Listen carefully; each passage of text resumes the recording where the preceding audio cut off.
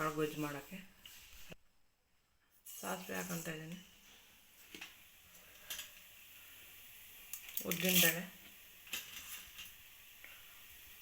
ಕಡಲೆಬೇಳೆ,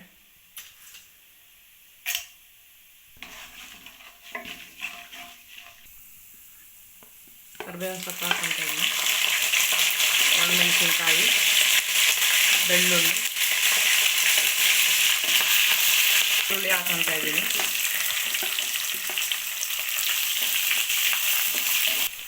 ಟೊಮೊಟೊ ಹಾಕೊತಾ ಇದ್ದೀನಿ. ಈರುಳ್ಳಿ ಚೆನ್ನಾಗಿ ಫ್ರೈ ಆಗೈತೆ, ಟೊಮೊಟೊ ನೀರು ಹಾಕೊತೀನಿ,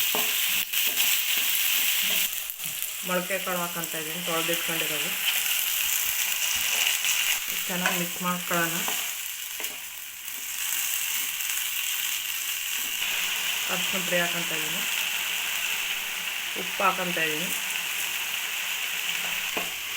ಇದು ಚೆನ್ನಾಗಿ ಮಿಕ್ಸ್ ಮಾಡಿ ಮುಚ್ಚಿಡೋಣ. ಒಂದು 10 ನಿಮಿಷ ಬೇಯಲಿ.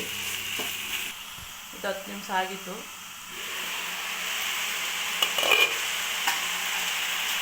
ಚೆನ್ನಾಗಿ ಮಿಕ್ಸ್ ಮಾಡ್ತಾಯಿದ್ದೀನಿ. ಅಚ್ಚಾರ ಪುಡಿ,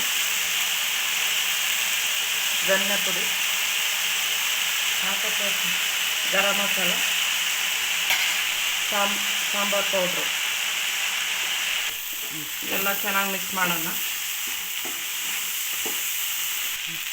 ಇದಕ್ಕೆ ನೀರು ಹಾಕೊಂಡಿದ್ದೀನಿ, ಚೆನ್ನಾಗಿ ಮಿಕ್ಸ್ ಮಾಡಿರೋದಕ್ಕೆ ನೀರು ಹಾಕಿದ್ದೀನಿ. ಒಂದು 10 ರಿಂದ 15 ನಿಮಿಷ ಬೇಯಲಿ, ಚೆನ್ನಾಗಿ ಮುಚ್ಚಿಡ್ತಾಯಿದ್ದೀನಿ. ಇದು ಆಗಿತ್ತು, ಮುಚ್ಚಿಟ್ಟಿದ್ವಲ್ಲ, ಬೆಂದೈತೆ.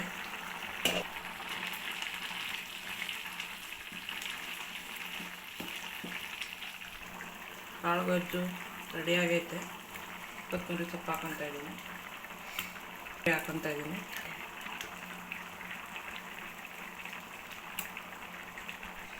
ಕಾಯಿ ತುರಿ, ಕೊತ್ತಂಬರಿ ಸೊಪ್ಪೆಲ್ಲ ಹಾಕೊಂಡಿದ್ದೀನಿ. ಇದು ಕಾಳು ಗೊಜ್ಜು ರೆಡಿ ಆಯಿತು. ಮೊಳಕೆ ಕಾಳು ಗೊಜ್ಜು. ಮೊಳಕೆ ಕಾಳು ಗೊಜ್ಜಿಗೆ ರಾಗಿ ರೊಟ್ಟಿ ಮಾಡ್ತಾಯಿದ್ದೀನಿ. ತಣ್ಣೀರು ಹಾಕೊಂಡು ರಾಗಿ ಹಿಟ್ಟು, ಉಪ್ಪು ಹಾಕೊಂಡು ಗಂಜಿ ಮಾಡ್ಕೊತಾ ಇದ್ದೀನಿ. ರಾಗಿ ಹಿಟ್ಟು ಹಾಕೊಂಡಿದ್ದೀನಿ, ಅದಕ್ಕೆ ರಾಗಿ ಅಂಬಲಿ ಹಾಕೊತಾ ಇದ್ದೀನಿ ರೊಟ್ಟಿ ಕಲಸೋಕ್ಕೆ.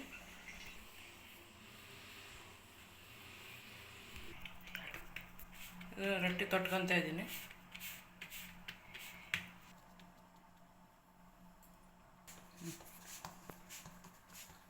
ರೊಟ್ಟಿ ತೊಟ್ತಾ ಇದ್ದೀನಿ.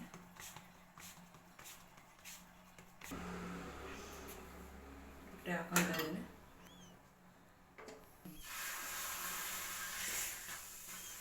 ನೀರು ಹಾಕೊತಾ ಇದ್ದೀನಿ. ಮೇಲೆ ಅದು ಸಿಟ್ಟಿರಬಾರ್ದು ಅದಕ್ಕೆ.